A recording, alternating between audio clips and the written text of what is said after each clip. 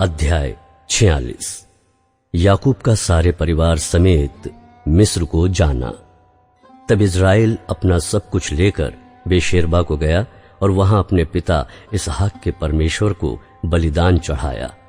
तब परमेश्वर ने इज़राइल से रात को दर्शन में कहा, हे याकूब, हे याकूब।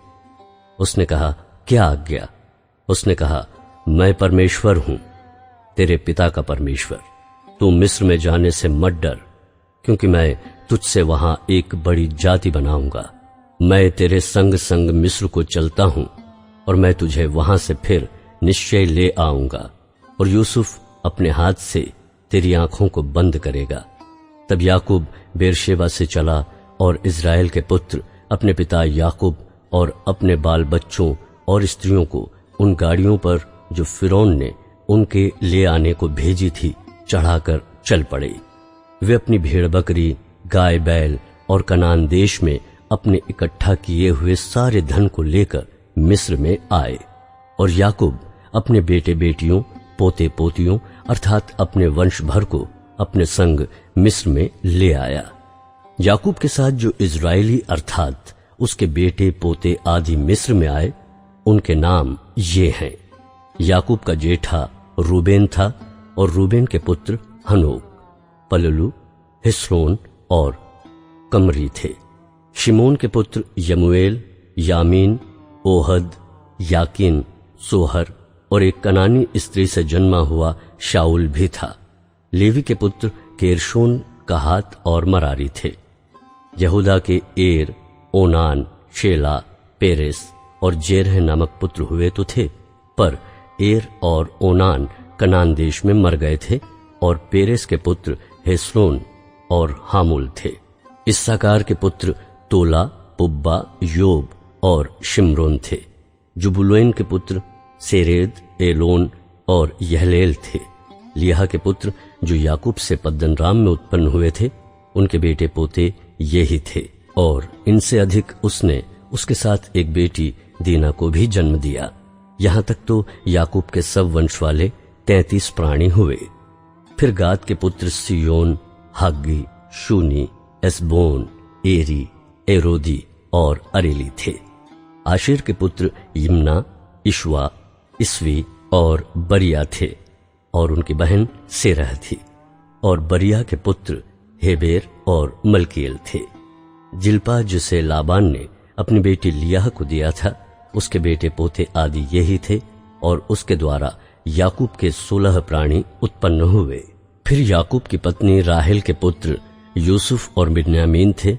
और मिस्र देश में ओन के याजक पोतीपेरा की बेटी आसनत से यूसुफ के ये पुत्र उत्पन्न हुए, अर्थात मनश्शे और एप्रैम।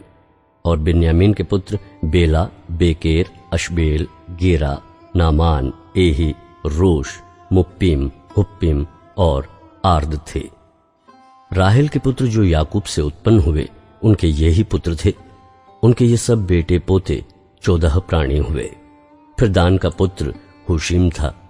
नप्ताली के पुत्र यहसेल, गूनी, सेसेर और शिल्लेम थे।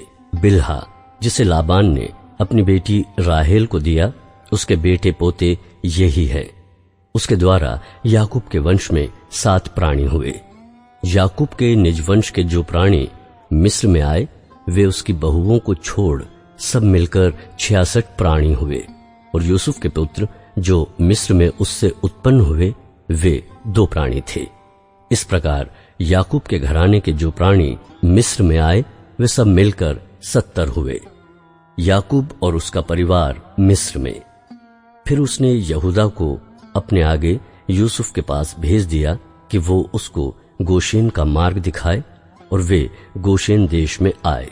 तब यूसुफ अपना रथ जुतवाकर अपने पिता इज़राइल से भेंट करने के लिए गोशेन देश को गया और उससे भेंट करके उसके गले से लिपटा और बहुत देर तक उसके गले से लिपटा हुआ रोता रहा।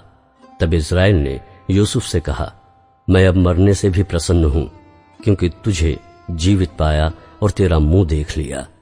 तब यूसुफ ने अपने भाइयों से और अपने पिता के घराने से कहा, मैं जाकर फिरौन को ये कहकर समाचार दूंगा, मेरे भाई और मेरे पिता के सारे घराने के लोग जो कनान देश में रहते थे वे मेरे पास आ गए हैं, और वे लोग चरवाहे हैं, क्योंकि वे पशुओं को पालते आए हैं।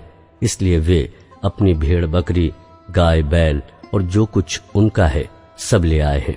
जब फिरौन तुमको बुला के पूछे तुम्हारा उद्यम क्या है, तब ये कहना, तेरे दास लड़कपन से लेकर आज तक पशुओं को पालते आए हैं, वरन हमारे पुरखा भी ऐसा ही करते थे।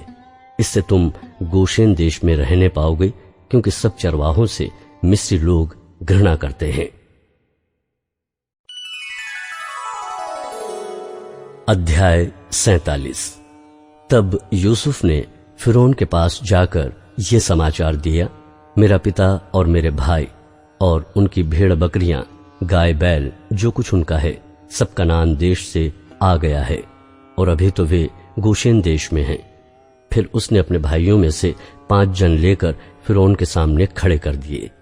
फिरौन ने उसके भाइयों से पूछा, तुम्हारा उद्यम क्या है? उन्होंने फिरौन से कहा, तेरे दास चरवाहे हैं और हमारे पुरखा भी ऐसे ही रहे। फिर उन्होंने फिरौन से कहा, हम इस देश में परदेशी की भांति रहने के लिए आए हैं, क्योंकि कनान देश में भारी अकाल होने के कारण तेरे दासों को भेड़ बकरियों के लिए चारा न रहा, इसलिए अपने दासों को गोशेन देश में रहने की आज्ञा दे।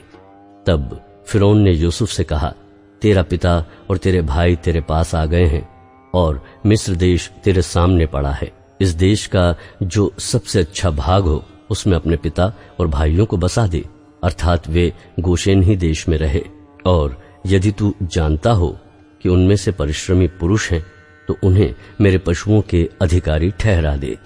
तब यूसुफ ने अपने पिता याकूब को ले आकर फिरौन के सम्मुख खड़ा किया, और याकूब ने फिरौन को आशीर्वाद दिया। तब फिरौन ने याकूब से पूछा, तेरी आयु कितने दिन की हुई है? याकूब ने फिरौन से कहा, मैं 130 वर्ष परदेशी होकर अपना जीवन बिता चुका हूँ। मेरे जीवन के दिन थोड़े और दुख से भरे हुए भी थे, और मेरे बाप दादे परदेशी होकर जितने दिन जीवित रहे उतने दिन का मैं अभी नहीं हुआ। और याकूब फिरौन को आशीर्वाद देकर उसके सम्मुख से चला गया। तब यूसुफ ने अपने पिता और भाइयों को बसा दिया, और फिरौन की आज्ञा के अनुसार मिस्र देश के अच्छे से अच्छे भाग में, अर्थात रामसेस नामक प्रदेश में भूमि देकर उनको सौंप दिया। और यूसुफ अपने पिता का और अपने भाइयों का और पिता के सारे घराने का एक एक के बाल बच्चों की गिनती के अनुसार भोजन दिला दिलाकर उनका पालन पोषण करने लगा। अकाल और यूसुफ का प्रबंध।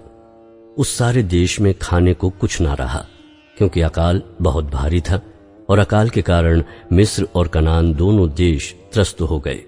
और जितना रुपया मिस्र और कनान देश में था, सबको यूसुफ ने उस अन्न के बदले जो उनके निवासी मोल लेते थे इकट्ठा करके फिरौन के भवन में पहुंचा दिया। जब मिस्र और कनान देश का रुपया समाप्त हो गया, तब सब मिस्री यूसुफ के पास आकर कहने लगे, हमको भोजन वस्तु थे, क्या हम रुपये के न रहने से तेरे रहते हुए मर जाएं? यूसुफ ने कहा, यदि रुपये न हो तो अपने पशु दे दो, और मैं उनके बदले तुम्हें खाने को दूंगा। तब वे अपने पशु यूसुफ के पास ले आए, और यूसुफ उनके घोड़ों, भेड़ बकरियों, गाय बैलों और गधों के बदले खाने को देने लगा। उस वर्ष वो सब जाति के पशुओं के बदले भोजन देकर उनका पालन पोषण करता रहा। वो वर्ष तो यूं कट गया। तब अगले वर्ष में उन्होंने उसके पास आकर कहा, हम अपने प्रभु से ये बात छिपा न रखेंगे कि हमारा रुपया समाप्त हो गया है, और हमारे सब प्रकार के पशु हमारे प्रभु के पास आ चुके हैं। इसलिए अब हमारे प्रभु के सामने हमारे शरीर और भूमि छोड़कर और कुछ नहीं रहा। हम तेरे देखते क्यों मरे और हमारी भूमि क्यों उजड़ जाए? हमको और हमारी भूमि को भोजन वस्तु के बदले मोल ले, कि हम अपनी भूमि समेत फिरौन के दास हों, और हमको बीज दे कि हम मरने ना पाए, वरन जीवित रहें और भूमि न उजड़े। तब यूसुफ ने मिस्र की सारी भूमि को फिरौन के लिए मोल लिया, क्योंकि उस भयंकर अकाल के पड़ने से मिस्रियों को अपना अपना खेत बेच डालना पड़ा। इस प्रकार सारी भूमि फिरौन की हो गई, और एक छोर से लेकर दूसरे छोर तक सारे मिस्र देश में जो प्रजा रहती थी उसको उसने नगरों में लाकर बसा दिया। पर याजकों की भूमि उसने न मोल ली, क्योंकि याजकों के लिए फिरौन की ओर से नित्य भोजन का बंदोबस्त था और नित्य जो भोजन फिरौन उनको देता था वही वे खाते थे। इस कारण उनको अपनी भूमि बेचनी न पड़ी। तब यूसुफ ने प्रजा के लोगों से कहा, सुनो, मैंने आज के दिन तुमको और तुम्हारी भूमि को भी फिरौन के लिए मोल लिया है। देखो, तुम्हारे लिए यहाँ बीज है, इसे भूमि में बो और जो कुछ उपजे उसका पंचमांश फिरौन को देना। बाकी 4 अंश तुम्हारे रहेंगे कि तुम उसे अपने खेतों में बो और अपने अपने बाल बच्चों और घर के अन्य लोगों समेत खाया करो। उन्होंने कहा, तूने हमको बचा लिया है, हमारे प्रभु के अनुग्रह की दृष्टि हम पर बनी रहे और हम फिरौन के दास होकर रहेंगे।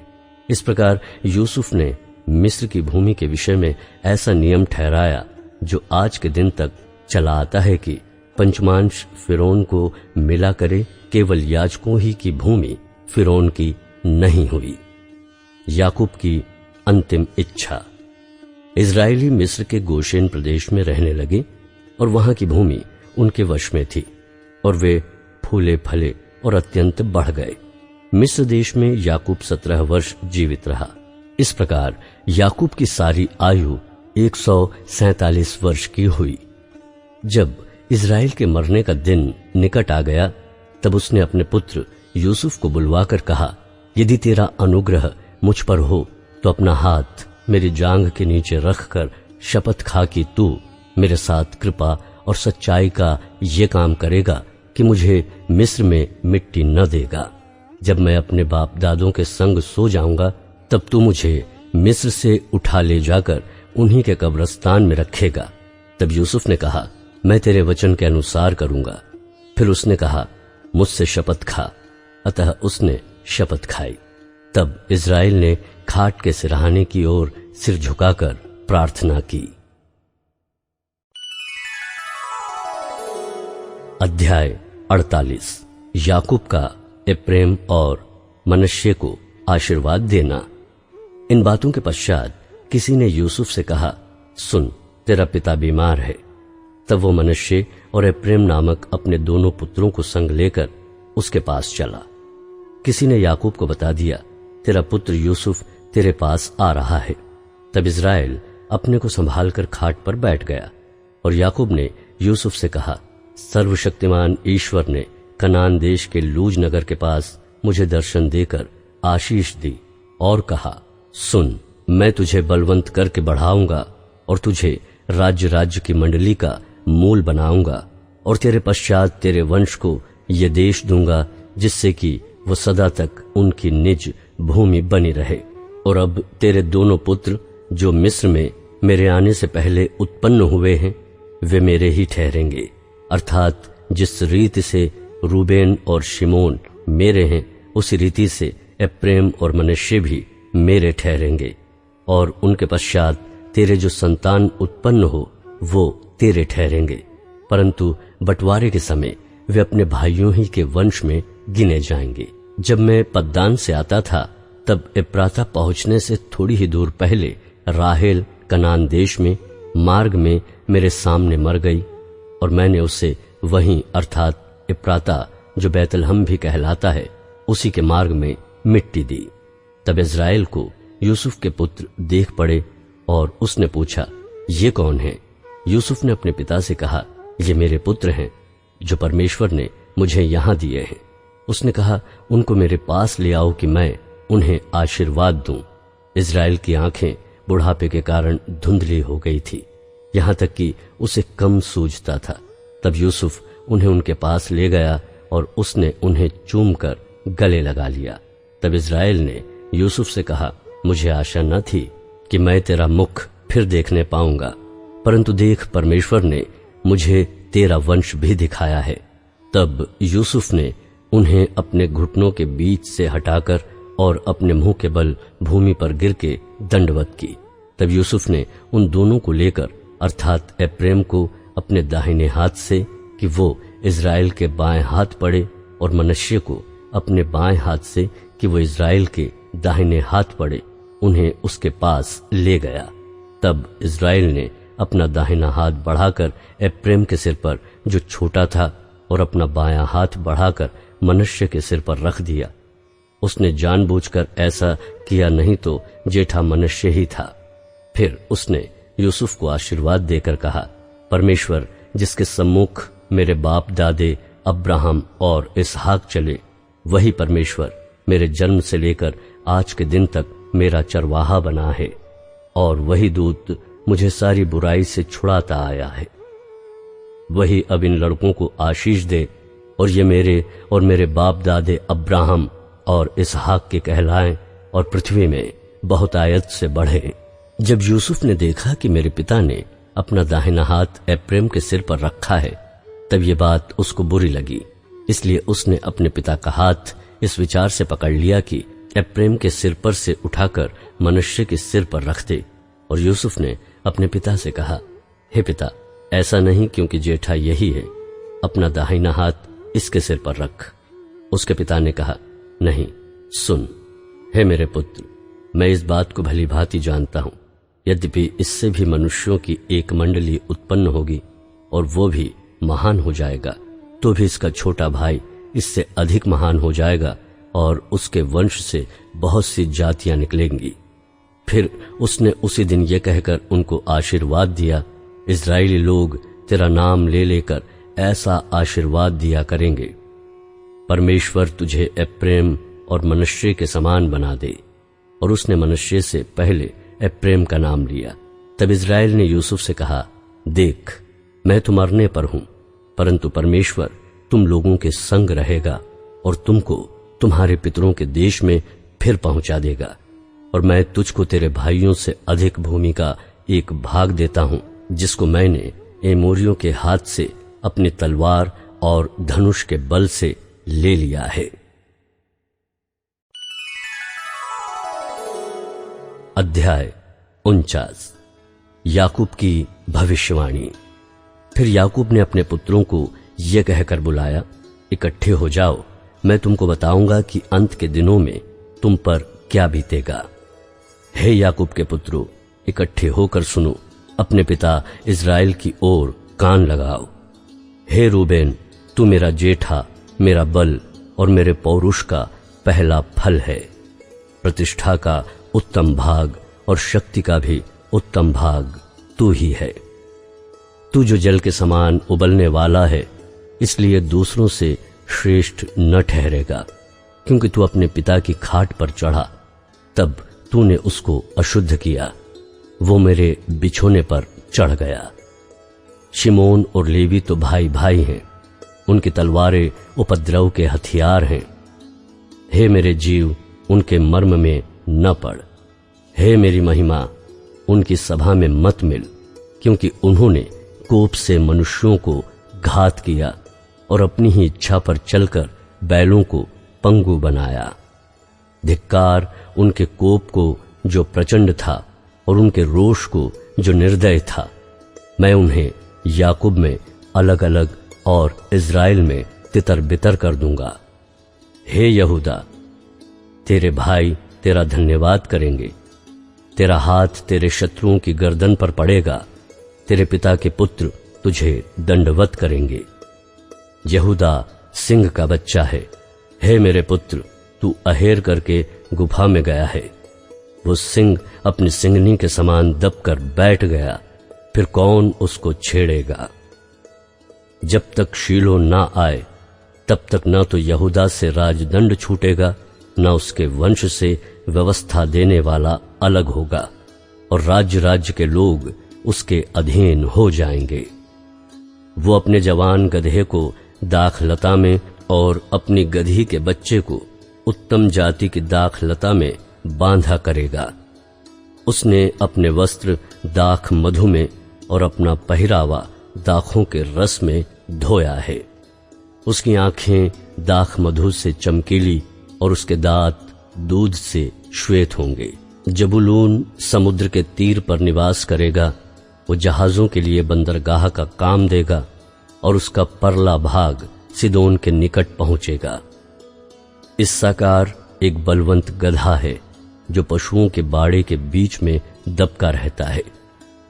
उसने एक विश्राम स्थान देखकर कि अच्छा है और एक देश कि मनोहर है, अपने कंधे को बोझ उठाने के लिए झुकाया और बेकारी में दास का सा काम करने लगा। दान इज़राइल का एक गोत्र होकर अपने जाति भाइयों का न्याय करेगा। दान मार्ग में का एक सांप और रास्ते में का एक नाग होगा जो घोड़े की नली को डसता है, जिससे उसका सवार पछाड़ खाकर गिर पड़ता है। हे यहोवा, मैं तुझी से उद्धार पाने की बाट जोहता आया हूं। गाद पर एक दल चढ़ाई तो करेगा, पर वो उसी दल के पिछले भाग पर छापा मारेगा। आशेर से जो अन्न उत्पन्न होगा वो उत्तम होगा और वो राजा के योग्य स्वादिष्ट भोजन दिया करेगा।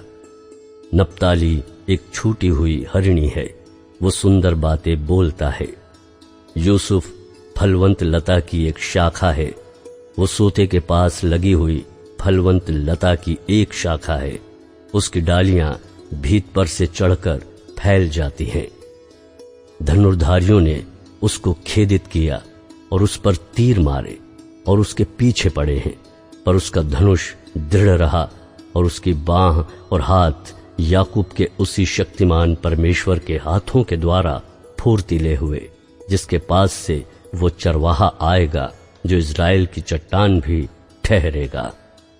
ये तेरे पिता के उस ईश्वर का काम है जो तेरी सहायता करेगा, उस सर्वशक्तिमान का जो तुझे ऊपर से आकाश में की आशीषें और नीचे से गहरे जल में की आशीषें और स्तनों और गर्भ की आशीषें देगा।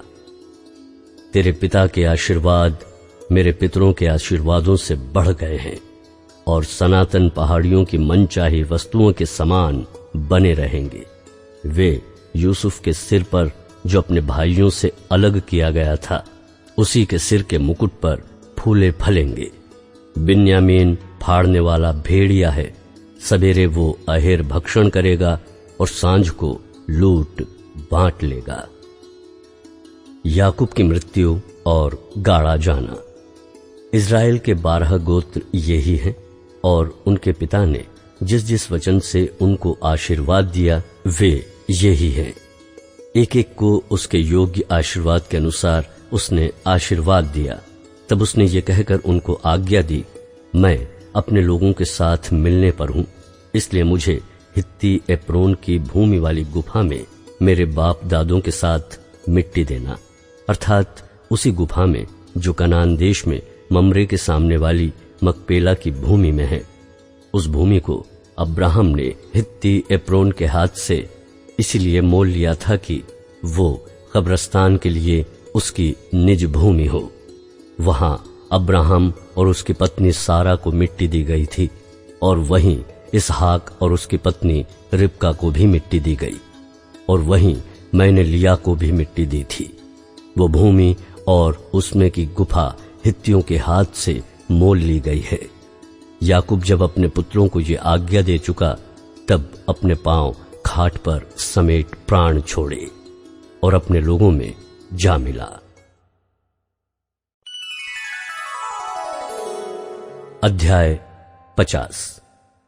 तब यूसुफ अपने पिता के मुंह पर गिरकर रोया और उसे चूमा, और यूसुफ ने उन वैद्यों को जो उसके सेवक थे आज्ञा दी कि उसके पिता के शव में सुगंध द्रव्य भरे। तब वैद्यों ने इज़राइल के शव में सुगंध द्रव्य भर दिए और उसके 40 दिन पूरे हुए, क्योंकि जिनके शव में सुगंध द्रव्य भरे जाते हैं उनको इतने ही दिन पूरे लगते हैं। और मिस्री लोग उसके लिए 70 दिन तक विलाप करते रहे। जब उसके विलाप के दिन बीत गए, तब यूसुफ फिरौन के घराने के लोगों से कहने लगा, यदि तुम्हारे अनुग्रह की दृष्टि मुझ पर हो तो मेरी ये विनती फिरौन को सुनाओ। मेरे पिता ने ये कहकर, देख मैं मरने पर हूं, मुझे ये शपथ खिलाई जो कब्र में मैंने अपने लिए कनान देश में खुदवाई है, उसी में तू मुझे मिट्टी देगा। इसलिए अब मुझे वहां जाकर अपने पिता को मिट्टी देने की आज्ञा दे, तत्पश्चात मैं लौट आऊंगा। तब फिरौन ने कहा, जाकर अपने पिता की खिलाई हुई शपथ के अनुसार उसको मिट्टी दे। इसलिए यूसुफ अपने पिता को मिट्टी देने के लिए चला और फिरौन के सब कर्मचारी अर्थात उसके भवन के पुरनिये और मिस्र देश के सब पुरनिये उसके संग चले, और यूसुफ के घर के सब लोग और उसके भाई और उसके पिता के घर के सब लोग भी संग गए। पर वे अपने बाल बच्चों और भेड़ बकरियों और गाय बैलों को गोशेन देश में छोड़ गए और उसके संग रथ और सवार गए। इस प्रकार भीड़ बहुत भारी हो गई। जब वे आताद के खलिहान तक, जो यरदन नदी के पार है, पहुंचे, तब वहां अत्यंत भारी विलाप किया, और यूसुफ ने अपने पिता के लिए 7 दिन तक विलाप कराया। आताद के खलिहान में के विलाप को देखकर उस देश के निवासी कनानियों ने कहा, ये तो मिस्रियों का कोई भारी विलाप होगा। इसी कारण उस स्थान का नाम आबेल मिस्रैम पड़ा, और वो यरदन के पार है। इज़राइल के पुत्रों ने ठीक वही काम किया जिसकी उसने उनको आज्ञा दी थी, अर्थात उन्होंने उसको कनान देश में ले जाकर मकपेला की उस भूमि वाली गुफा में, जो ममरे के सामने है, मिट्टी दी, जिसको अब्राहम ने हित्ती एप्रोन के हाथ से इसलिए मोल लिया था कि वो कब्रिस्तान के लिए उसकी निज भूमि हो। यूसुफ का अपने भाइयों को आश्वासन देना। अपने पिता को मिट्टी देकर यूसुफ अपने भाइयों और उन सब समेत जो उसके पिता को मिट्टी देने के लिए उसके संग गए थे, मिस्र लौट आया। तब यूसुफ के भाइयों ने देखा कि हमारा पिता मर गया है, तब कहने लगे, कदाचित यूसुफ अब हमारे पीछे पड़े और जितनी बुराई हमने उससे की थी सबका पूरा पलटा हमसे ले। इसलिए उन्होंने यूसुफ के पास यह कहला भेजा, तेरे पिता ने मरने से पहले हमें यह आज्ञा दी थी, तुम लोग यूसुफ से इस प्रकार कहना कि हम विनती करते हैं कि तू अपने भाइयों के अपराध और पाप को क्षमा कर। हमने तुझसे बुराई की थी, पर अब अपने पिता के परमेश्वर के दासों का अपराध क्षमा कर। उनकी ये बातें सुनकर यूसुफ रो पड़ा, और उसके भाई आप भी जाकर उसके सामने गिर पड़े और कहा, देख, हम तेरे दास हैं। यूसुफ ने उनसे कहा, मत डरो, क्या मैं परमेश्वर की जगह पर हूं? यद्यपि तुम लोगों ने मेरे लिए बुराई का विचार किया था, परंतु परमेश्वर ने उसी बात में भलाई का विचार किया, जिससे वो ऐसा करे जैसा आज के दिन प्रगट है कि बहुत से लोगों के प्राण बचे हैं। इसलिए अब मत डरो, मैं तुम्हारा और तुम्हारे बाल बच्चों का पालन पोषण करता रहूंगा। इस प्रकार उसने उनको समझा बुझाकर शांति दी। यूसुफ की मृत्यु। यूसुफ अपने पिता के घराने समेत मिस्र में रहता रहा, और यूसुफ 110 वर्ष जीवित रहा।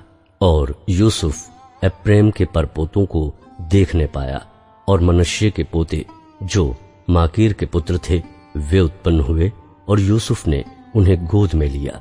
यूसुफ ने अपने भाइयों से कहा, मैं तो मरने पर हूं, परंतु परमेश्वर निश्चय तुम्हारी सुधि लेगा और तुम्हें इस देश से निकालकर उस देश में पहुंचा देगा जिसके देने की उसने अब्राहम, इसहाक और याकूब से शपथ खाई थी। और फिर यूसुफ ने इजराइलियों से यह कहकर कि परमेश्वर निश्चय तुम्हारी सुधि लेगा, उनको इस विषय की शपथ खिलाई, हम तेरी हड्डियों को यहां से उस देश में ले जाएंगे।